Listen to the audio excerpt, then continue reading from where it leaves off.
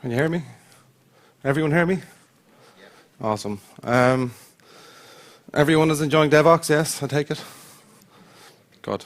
My name's Darach Ennis. This talk's going to be a bit weird. I'm actually a software engineer. I don't know a lot about hardware design. That kind of gave me the kernel of the idea for this talk, is to walk into product designers and hardware designers' shoes as a software engineer and see what came out of the process. So I've been learning surface mount soldering, and I've been learning circuit design and reflecting as a software engineer on what this means, specifically with respect to the Internet of Things.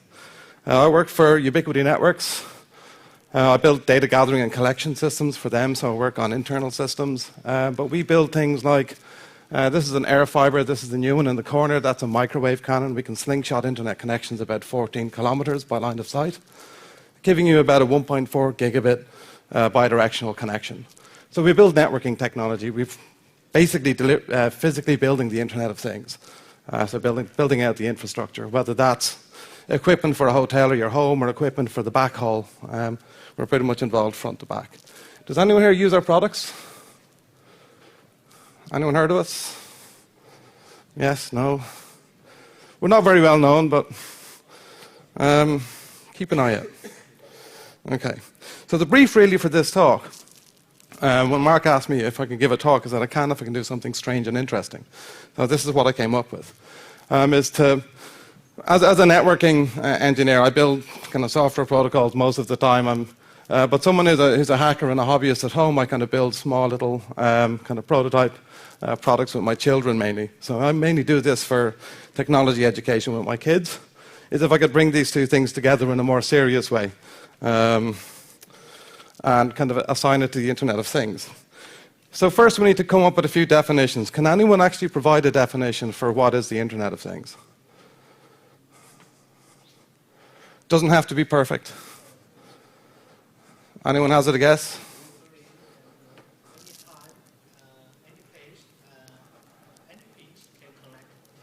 So anytime, anything, any place, anything can connect together, anywhere. Okay, so that's a pretty good definition. Has anyone got any other alternative definitions? Yeah.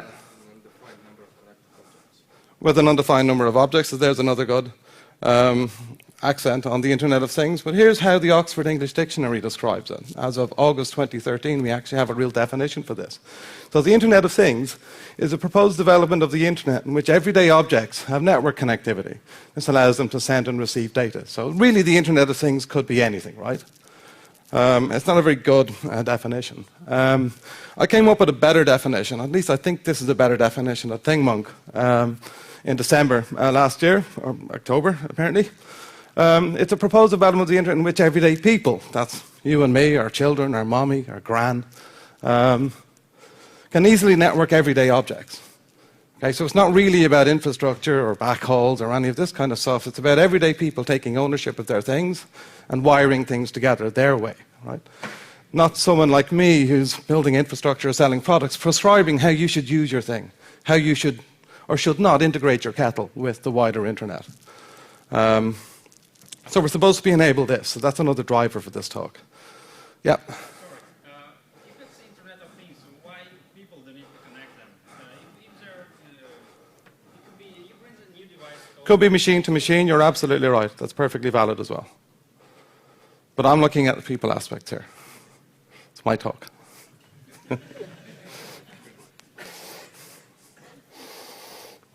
Okay, and let's look at a prehistory. I'm going to take a slightly network bent on this, or a network angle on this. So a prehistory of the Internet of Things. And actually all started with the invention of electricity. This is a network, isn't it? This is an electrical network. It's a really simple network. And the electrical networks really took off when what happened? It wasn't really the invention of electricity that allowed it to take off as a technology. It required some stimulus, some catalyst. Anyone remember what that catalyst was? Go on, hazard a guess. One name springs to mind, a very intelligent American. Come on. Any Americans in the audience? Edison. So Edison didn't actually invent the electric light. He just made it commercially viable. So the first commercially viable electricity network was a result of the light bulb. Back in those days, these were so new that people had to be reminded not to set a match to them, that was bad. Okay? That's an Internet of Things. The next real innovation in the Internet of Things didn't come from someone trying to switch a light on and off, an analog for digitally switching things on and off, or binary, right, or digital. It was this chap. So on May the 24th, 1844, Morse sends his first telegraph. So you can see, this is from the patent application, you can see that we have the kind of tile 1 and 3 here, which are kind of sending what looks like to be digital signals. That's actually Morse code. Dots and dashes, or ones and zeros, we interpret these as today. That's an Internet of Things, right?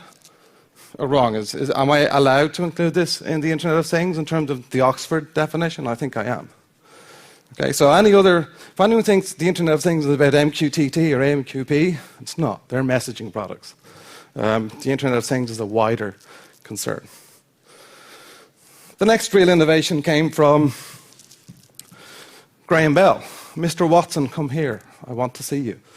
So this is the telephone network. So now, rather than sending ones and zeros, based on Morse's observation that if you change the frequency, you can actually transmit data, now we're sending a continuous frequency. Here's the actual page in Watson's notebook, or Bell's notebook, sorry. And you can see the actual innovation, the observation, the results of the first experiment that proved telephone networks could actually work. Okay? Who here flew into the conference, isn't from London? Flew in via Heathrow? So you might have noticed this on the way in. This is radar. Can anyone tell me what radar is defined as? What does the acronym expand to? Something with radio, good. Okay, there's only 4 more to go now. Right, yeah, so radio detection and ranging. Okay? It was actually invented, the 2 primary observations in physics, which date back to 1842 or 1886. Right, the Doppler effect and the reflectivity effect of waves in air. So this is really old technology, right? And the initial application wasn't discovered until some time later. It was actually death rays that people wanted to invent during World War II. So the British Air Ministry we have a lot to thank the British Air Ministry for coming up with the need for death rays that gives us the modern wireless communications equipment we have today. Yes, ladies and gentlemen, this is a talk about death rays. Could such a death ray be constructed and used against aircraft, posited Tizard and Wimperis, who were kind of on the community in this British Air Ministry.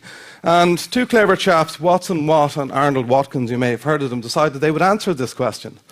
The ministry, before they found these 2 clever chaps, even said they'd give £1,000 as a standing rewards to anyone who can build a death ray that can kill a sheep at 100 yards. So the original object of death rays was actually barbecues. It had nothing to do with shooting down aircraft. That's what I can figure out from this. And it being summer, that's rather prescient, right? So radar.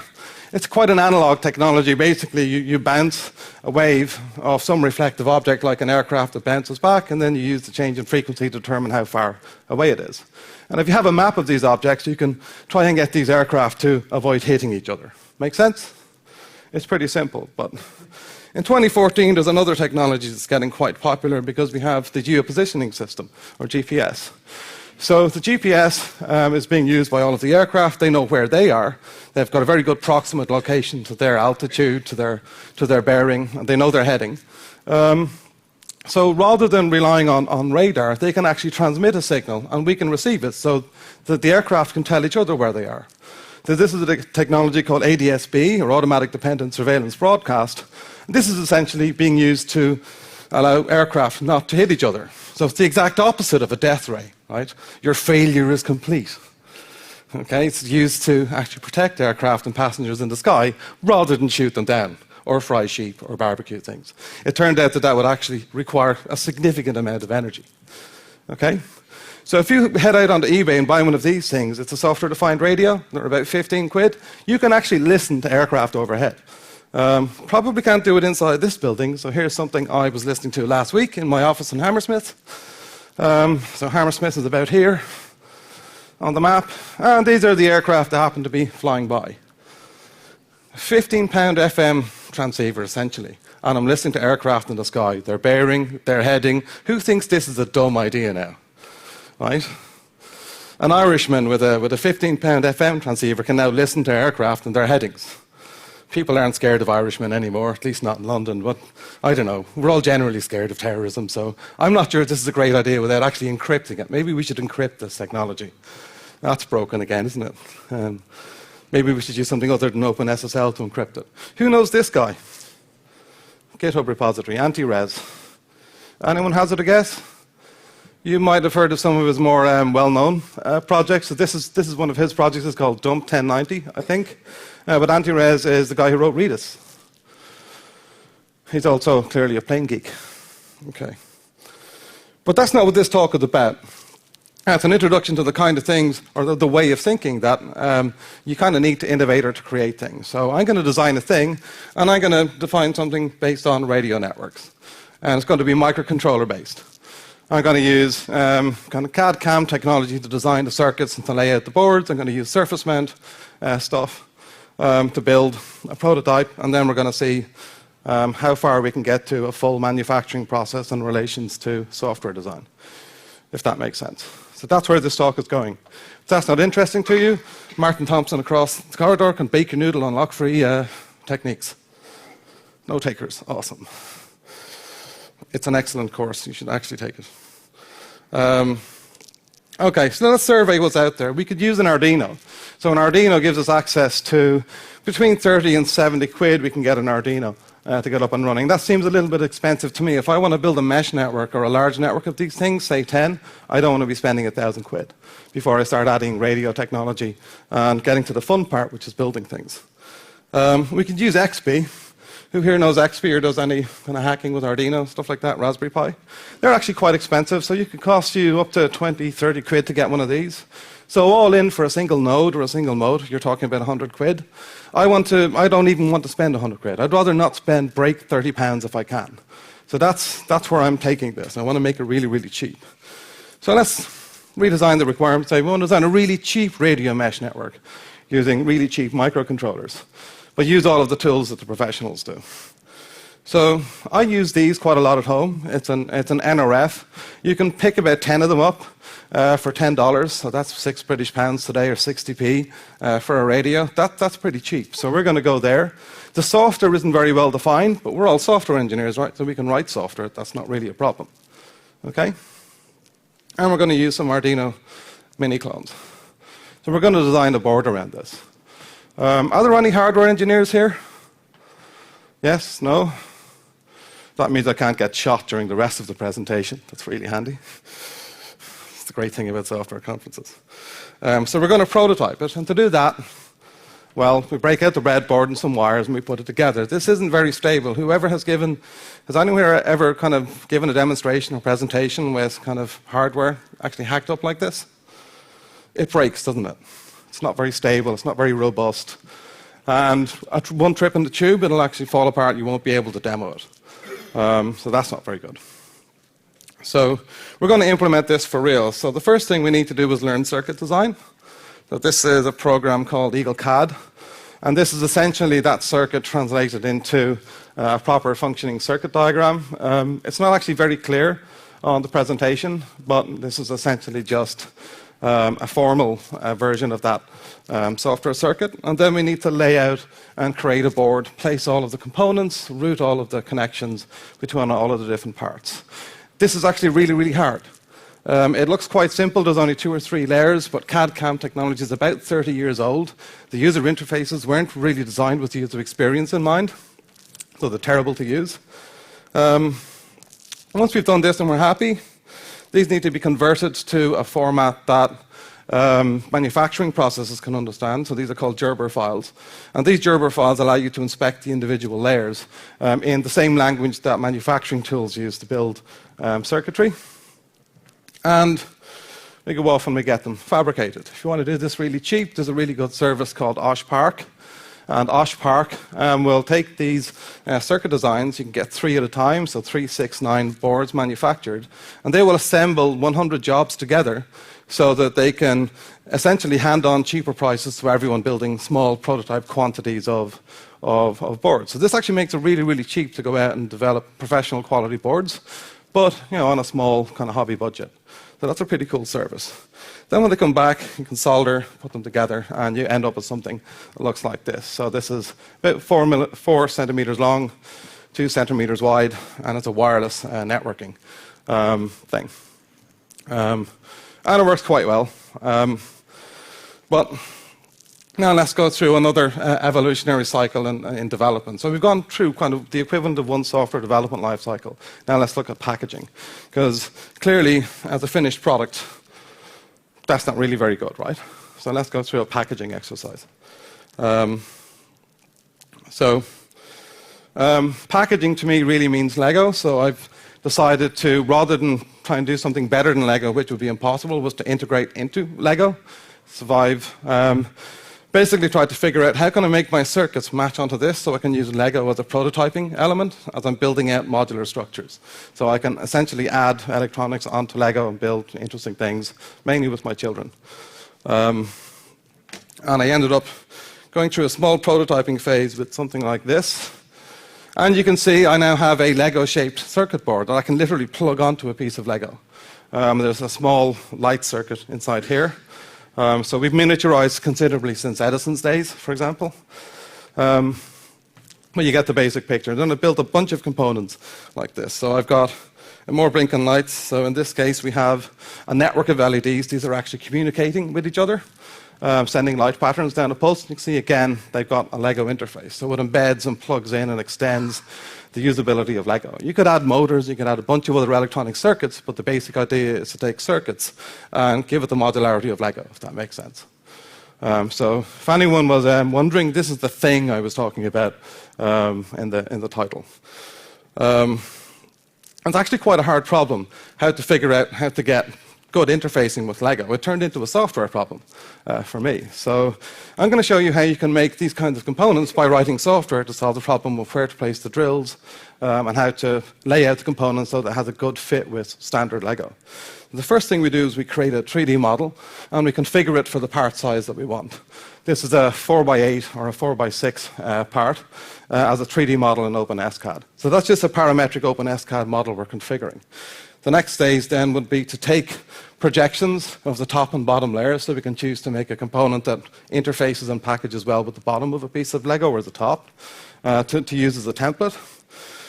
There's a convenient Ruby script someone wrote that converts this into CAD instructions that we can use inside the circuit layout and board layout software. We can essentially ingest this 2D plane and convert it into a form that a circuit and board layout program understands. It's a really, really simple script. And when you import it or run that script inside the CAD CAM tool, you get something that looks like this. Now I can start placing drills and various other things and components to meet the kind of things I want. So essentially I take this as a destructive, subtractive template and I delete the things I don't want and replace the things I do want with holes and things like that, if that makes sense. Okay? And eventually we end up with something like this. So this is the actual circuit. This is the set of instructions that were converted to Gerbers and sent off to manufacturing. Now, this process takes about 3 weeks. Normally, when you do some software development, you get something done, you can test it immediately, you get immediate feedback from your testing environments, and you continue on. And in this kind of environment, you send off your job, you wait 3 weeks, you get something in the post, you figure you did it wrong, you have to send it back again, it takes another 3 weeks. So the feedback process is actually quite wide. So in the space of 2 or 3 months, the space in which I decided I would do this, over the past 2 to 3 months, that's a very short amount of time. It gives you a chance to do 1 or 2 iterations, and 3 or 4 might be better. So they come back like this. These are loosely joined together, and if you can see at the top here, there's some small holes. Does anyone know what these holes are called? Hardware people call them mouse bites. I don't know why, but it's an interesting term. So while you're waiting, you may as well design a whole bunch of other boards. So here we have servo mounts, something I'm calling an octosnap, which is just essentially a digital switch. You can digitally turn things on and off. There's the LED LED modules. There's an Arduino Mini kind of stuck inside a piece of Lego. There's a port expander, prototyping board to plug in arbitrary components to help me design other boards. and there's a power connector. So all the kind of things you might need to assemble some modular structure, and use Lego as a backup to actually build physical structures on top of which the Lego can be embedded, or the Lego boards can be embedded, if that makes any sense. And of course, I'm not actually very good at Lego. My children are a lot better, but this is what I came up with. They laughed at it. But this is the entire thing kind of plugged together and working. So we have a simple mesh node based out of Lego that we can use for prototyping and building other interesting little circuits, taking the play and the kind of the foundation, the packaging and modularity of Lego and extending into it with something that's a little bit more interesting or educational for kids, which is actually my prime goal. Okay, so most of this is done using open source hardware. Here's some of the software technologies that I'm using to build the boards. And here's some of the libraries that you can use to build mesh networks. RF24 and RF24 network allow you to build mesh networks with those little kind of $1 kind of 60p radios. And there's some libraries controlling those LEDs, port expanders. Most of this stuff is just regular Arduino stuff you can find on the web. The interesting thing really is that this analog between, as I'm building out all this circuitry and embedding it, packaging it, noticing that if you remember the radio, the networks, the electrical network, the telegraph network, we've ended up actually just going down a scale. We've got networks of networks. It's turtles all the way down. Okay, so to communicate, to program this device, I need to create a serial connection. Okay? So here's a serial connection. Serial connection, some of the older people might remember modems had a baud rate. That's because they used the TX-RX connection. Who remembers modems? Very honest audience, thank you very much. I know a lot of the younger people may not remember modems, but they had a baud rate, and that's because there was no clock synchronizing any of the activity. You had to actually pick a speed for something to communicate at. So things had a baud rate. And as things go out of sync, you have to renegotiate and restart communications. It's not really very good, but it's good enough for programming these devices. The radio actually talks to the microcontroller, in this case an Arduino, using the serial peripheral interface, or SPI as it's called. And this is a hardware-to-hardware protocol. This protocol allows you, essentially provides a clock so we don't have the baud rate problem. It can run at the speed of the clock, typically, that you've got in your that you've got running on your microcontroller. And you can send and receive data. Okay? You can also network and chain these things together. So you can have many of these devices connected over a single bus. Now we're starting to look much more familiar with the kind of networks that we would expect to see in a data center, right? Only this is happening at a hardware level. These are hardwired hardware networks. And we can select between these different devices. We can daisy chain them together in interesting ways. Surprisingly, so these light-emitting diodes you saw, inside that chip, this is a 4mm by 4mm chip, and that black blob in the middle is an electronic circuit. That's another network inside the light-emitting diode. So it's an RGB, or red, green, blue diode, but it actually has a network sitting inside it. And these, again, can be chained or networked together. As I said, it's networks all the way down, even at the scale, and here we're sub-millimeter, we're seeing more and more networks. Devices are getting smarter and smarter. Even when you look in at them with a microscope or a keen eye, you're finding it's networks all the way down. So perhaps we're seeing a third way of looking at the Internet of Things now. The things themselves are interconnected networks of things. And if you look into the internet-connected network of things, at the components, they're networks of things. As individual components become smarter, instead of needing a number of resistors and capacitors and components to actually wire this together, nowadays you just need this LED and a single decoupling capacitor, and you can actually build out a reasonably complex circuit. These LEDs, you can send signals down. The signal will hit the first LED, it will take its instruction, turn blue, and will send the rest of the signal down to the next LED, turn red, all the way down the chain. So it's very easy to program, and it's very efficient. You use a lot less components to actually put together. Okay. So does anyone see that the analogs in the software development process to building out these things? It's fairly obvious, right? And it's not really that threatening as a process, is it? So you could imagine if you're building software every day that this should be quite simple. Most of the skills you already have. Maybe you need to learn three-dimensional modeling in a CAD tool or CAD design, but that's actually fairly simple to learn, plus or minus the crufty software that's out there to actually do this kind of stuff. You might need to learn some new techniques like surface mount soldering, which when you get to my age, about 40, those tiny little components are really hard to solder because they're also really hard to see. And when you lose them in a shag carpet, it's almost impossible to find. Just get a new component. You're never finding that small component again. Your eyes will not allow you. And of course, there are bugs. This is probably a very stupid, but in fact, it's a very common bug. On the schematics, a lot of the components, although they're directional, you have to use them in one particular way. I got this one rather wrong. So see, this is a power jack. Notice that the entry for the cable is inside, facing inside the board. That's clearly not going to work. There's other components here that will prevent easily getting in a cable connection. That's pretty dumb, right? If you look at the schematics, you're not actually going to notice whether it should be plugged this way around or that way around. I hadn't used that component before. Very, very common in hardware design for people to get components wrong, to mix TX or X lines and get them the wrong way around. You know, they face PAM, they face desk, and they go back to the manufacturing supplier with a revision of the board. It's a very, very common process. This is part of the learning process. You get good at it quite quickly because it's very expensive too. Or it's relatively expensive if you make a lot of mistakes. Here's a fixable mistake. So this is a monkey patch. This is like a bug fix you might put into a piece of code to get it back into production quickly. In this case, I just needed to send a slightly different voltage out.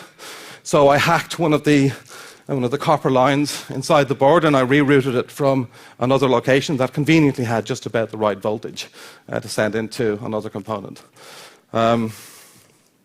But the surface mount soldering is definitely the hardest part. So this is a pound coin, a British pound coin, just to relate the size. So soldering these little pins, and there's 2 pins on either side of that resistor, is actually extremely difficult to learn. Things like surface tension work against you. So if you have some hot solder on one side of the component, that resistor will rise despite you. So you'll be stabbing it with the tweezers to try and keep it down until someone tells you the right way of soldering a small component like that. It's not obvious how to actually solder these things until someone tells you. Okay. And again, for scale, it's one of these boards. I have a bunch of them with me if anyone's interested, and interested in some of the other bugs I've discovered along the way, so I have them with bugs and all. I was going to do a demo, but the tube actually killed the little LiPo I have. We can try and ghetto that together after the talk, but I'm not going to give it towards the end. And it will all be open sourced eventually as OLEGs, which is a play on the word Lego. And shoved onto GitHub in due course. So if you're interested in starting, you can actually take some of the templates, develop some circuits, and I'm planning on open sourcing the entire thing so that schools and other environments can actually use it. So that's a positive outcome of giving this talk, because I've created a product I think is useful for kind of school and education that I'm going to continue with. But we really need to finish off where we started was to discuss this with respect to the Internet of Things. So, can the Internet of Things be componentized or modularized in much the same way as Lego, so that ordinary people can more easily design and build their own bespoke things? So there's clearly a tooling problem, right? Because I found, as a professional engineer, those tools quite hard to use. But technologies like fritzing that are already working for through-hole components and 3D printing are changing this. We can already fairly easily 3D print things. At what point will we be able to actually manufacture electronic devices? Or at what point will pre-manufactured modular components designed for reuse start to get integrated with other at-home manufacturing processes? This is something that's actually wildly interesting and just around the corner.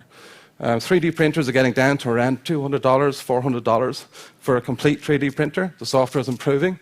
So at what point does at-home manufacturing start impacting us and changing the way we interact with technology? Or will proprietary protocols, proprietary connectors, and impenetrable standards actually conspire to keep us away from this kind of a future, where we can basically just design and print and manufacture what we want? There's a recent announcement by Elon Musk that he's basically allowing anyone with goodwill to use any of the patents at Tesla. Is that the way organizations are going to work in the future, allowing us to take ownership of our things? Or is this a cause for concern in the case of aircraft transponders, right, ADS-B? Is it good for you, me, and other ordinary people to be able to get the location, bearing, heading of an aircraft with 300 passengers? Or would you rather we disable that, make it encrypted? Most police and ambulance networks, if you care to actually surf those FM frequencies on your laptop, and it's easy to do with a 15-pound component, you can actually listen to. Of course, they're all encrypted. Shouldn't we encrypt the aircraft data too? Maybe this is something that should be more widely distributed in terms of, do you know that's all encrypted data? I literally know where that plane's coming from, where it's going. If I had a passenger manifest, that might be quite useful. But it shouldn't be useful to me. At least I don't think so. So I'd like to protect against things like that. So is it a death ray or a gateway for home innovation? Well, that's something that really you guys need to decide. And that's really the heart of the subject of this talk, is that things seem simple, but it can lead you down unexpected journeys.